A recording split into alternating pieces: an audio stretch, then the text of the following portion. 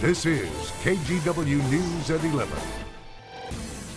Now at 11, a wild night of protests across the country. Started as a show of solidarity with Ferguson, turned into angry demonstrations in the streets. Seattle, LA, and now Portland. Arrests, confrontation, and a very intense couple of hours in downtown Portland. First, thousands gathered peacefully, then hundreds took off and blocked bridges, even the interstate. Intense moments all caught on KGW cameras.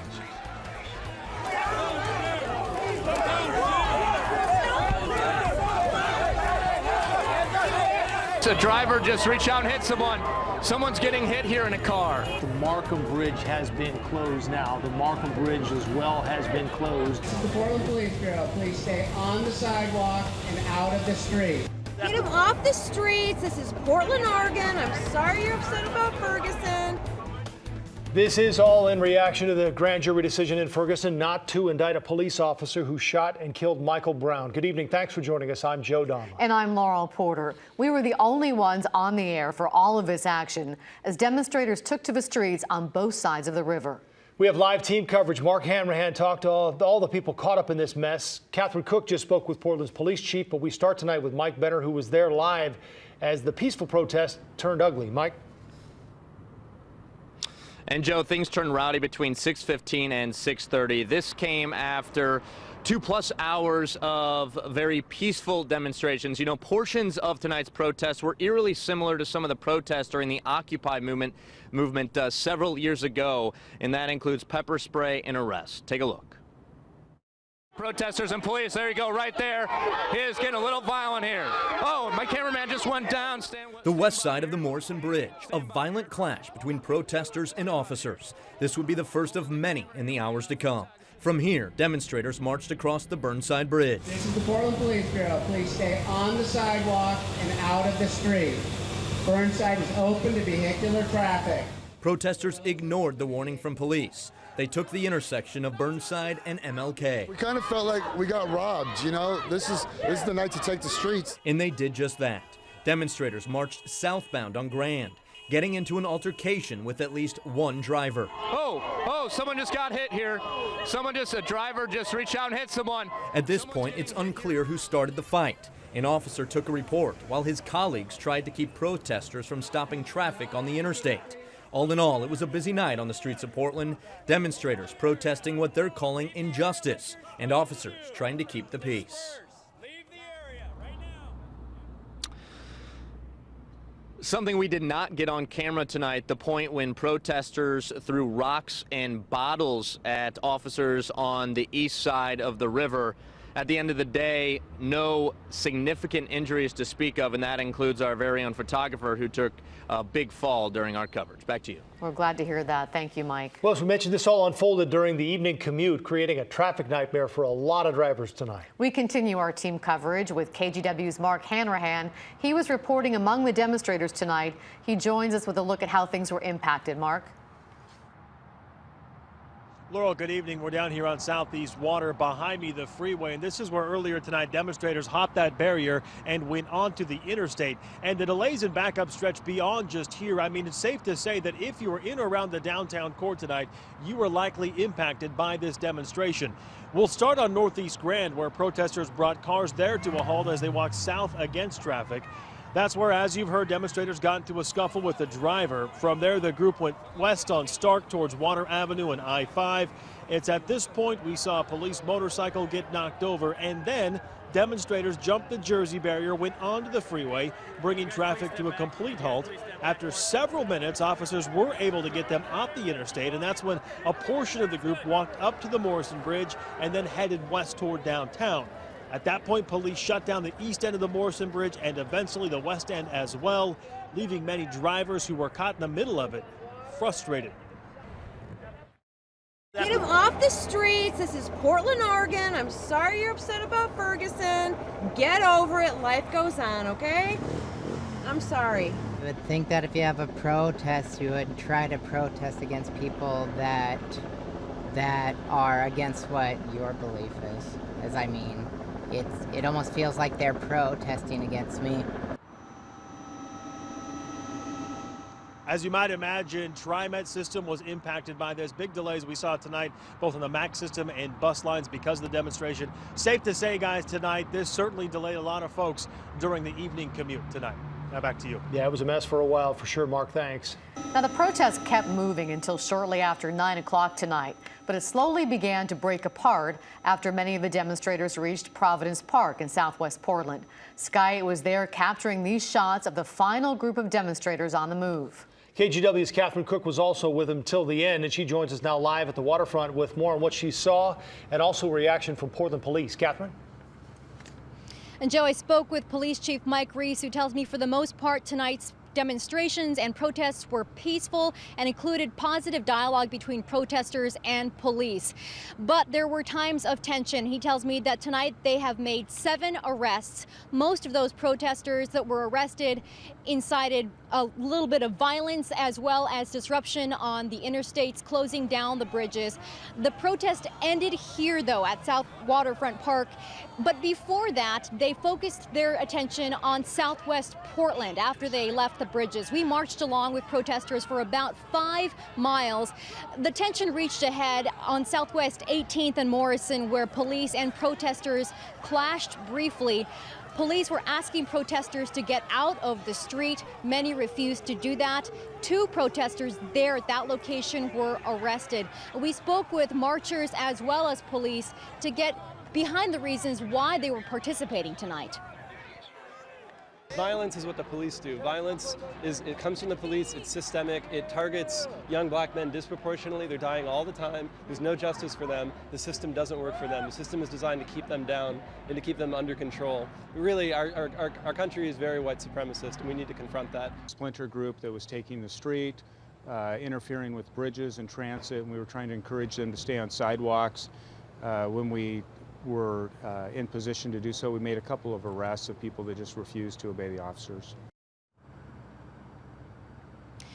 And again, the latest update from police is that they have made 7 arrests, no serious injuries tonight, just a lot of disruption. Back to you. Thanks, Catherine. This all started at about 4 o'clock this afternoon when a few hundred people gathered for a peaceful demonstration downtown. A lot of minds were on Missouri, but this was also an opportunity for local community leaders to raise awareness of Portland's history with deadly police shootings. The shootings of Aaron Campbell, Kendra James, and others still resonate years later. We know from keeping notice that there is no justice and fairness when it comes to a white police officer killing black and brown and poor people and mentally ill people in the city of Portland. The protest organizers say they want more police accountability. Of course, this all started in Ferguson. There have been more protests there, but certainly nothing compared to what we showed you live on this broadcast 24 hours ago. There have been a handful of arrests, 2 fires, and more confrontations, but the large-scale looting and burning we saw last night hasn't happened. That could be because of the increased National Guard presence. KGW's Jay Gray filed this report. I'm not sure who yes, they're smashing the windows. More violence tonight in Ferguson, this time at City Hall, where protesters again torched a police car, but this time were quickly confronted by a line of officers in full riot gear. There are more police and National Guard troops on the ground here tonight. I hope we have peaceful protests. I hope that everybody can enjoy their First Amendment rights and we don't see the kind of criminal activity from last night. Protesters still echo a refrain that's been heard here since Michael Brown was killed. There have been arrests, but nothing compared to the violence last night when protesters took control of the streets, burning police squad cars and buildings as gunfire rang out across the city. Morning revealed a battered and burned out community, many trying to piece together whatever they could. Trying to make it look nice again and, bounce back. Hope it don't happen again tonight. But at more than 24 businesses here, there's little left. While for Brown's family, the damage is much more personal. I'm gonna say my emotions are all over the place. I don't know what to feel. I'm just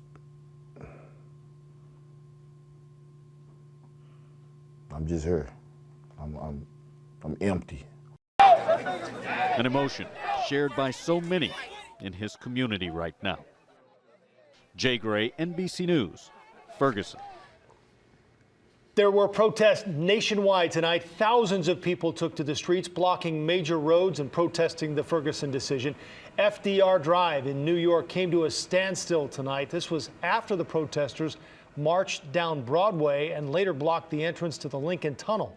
Traffic in Manhattan was gridlocked for hours tonight, and it was a similar scene in a number of cities, including Seattle, Los Angeles, Oakland, Denver, Dallas, Minneapolis, D.C. The list went on and on tonight.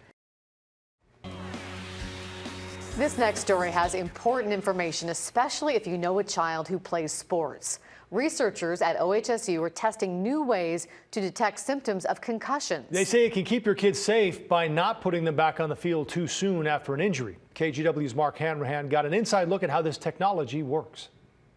Experts say if you suffer a concussion, you're 3 times as likely to suffer a second concussion during that same season when compared to your teammate who isn't injured. So heading back to the field too soon after a head injury is a big concern. But researchers at OHSU are hopeful that this new equipment can prevent that from happening. What's up, Sean? Sean, how's it going? I'm good, man. It's become a weekly routine for Sean Moses. So left. The sophomore fullback at George Fox University heads to the gym where he's hooked up with several small movement sensors before running through a barrage of tests. Hands on your hips, eyes closed. Moses suffered a concussion early in the season. Standing on your non-dominant foot. Go. I got tackled and I got flung down to the turf and my head just smacked on the turf, and as soon as I got up it was kind of in a dream, kind of in a fog. Okay, relax. He is one of 30 athletes who've suffered head injuries. Okay, relax. At Portland State, You ready? Lewis and Clark, Walk. and George Fox taking part in the study. Stop, stand still. Eyes closed. 30 seconds, starting now. Soccer player Hannah Harder is another participant. Relax. Tandem stance. Her Non-dominant concussion foot in the came back. from hitting heads with another player. Relax. Cool. And I couldn't see anything, like there was spots of lights and couldn't really see anymore specifically out of my left eye. Go ahead and step on. For the last 9 weeks, feet together, eyes closed, starting now. Hannah and Sean's balance and gait, or how they walk, has been measured using common Stop, stand still. and not so common exercises. And I want you to walk at your normal speed. Okay. Reading out loud, conversational level. The life Derek Rose wants back is Walk. 3 days away, and not a thing in the world. The purpose for all this, accurately measure how balance and gait And not a thing in the world are Private Jim impacted resumes. following a That concussion. won many lessons learned during his time away. There's many symptoms that occur after a concussion, one of them being balance problems. Lori King is a neuroscientist with Oregon Health and Science University and the principal investigator of the study. She says while balance and gait tests aren't new, These are the sensors that we use. tracking the results using movement sensors is. Walk. They detect movements, King says, more accurately and objectively than a doctor or trainer evaluating an athlete can. That's important because it gives them a better idea on whether an athlete is recovered from a head injury and is ready to return to play. Stop. When someone has a concussion, most people, about 80%, are going to resolve within 5 to 12 days. And that's great, and then they're fine. But there's about 20% who don't, and those are the people we're interested in. Because if those people are returned to play too soon, before their brain has healed, they're the ones that are more susceptible to the real detrimental second concussion. There we go. Here's an example of how that data from the sensor looks. These results are from a balance test where the person simply stands in place for 30 seconds. The diagram on the left from an uninjured boy. On the right, a teen after a concussion. And you can see the small amount of sway that he had. And then after the concussion, he had a lot of sway. That much sway or movement, Lori says, is an indication the athlete hasn't recovered. See, I'll let you put it on. Ready. Researchers are 2 years into the study. Walk at your normal pace. King says the results so far are promising. The sensors are relatively cheap and easy to use. She believes they could one day be used by schools and universities across the country. Everything is starting up, he says. To better protect an athlete's brain. Even if that answer is a no. My hope is that it can be used by athletic trainers and people that are sort of on the sidelines and really involved in the day-to-day decisions about return to play. Good job.